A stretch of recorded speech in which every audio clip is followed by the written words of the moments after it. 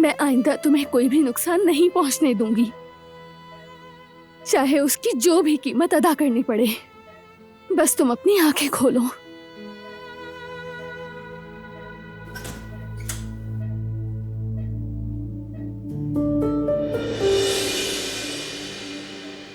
तुम यहाँ क्या करने आई हो?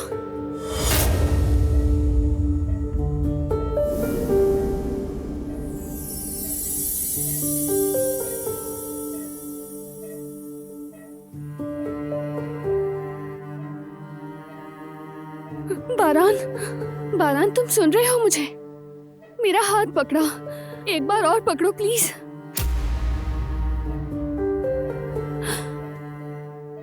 कोई इशारा दो मुझे। खुदा आंखें खोलो बारान। तुम्हारी आवाज सुननी है, कुछ तो कहो।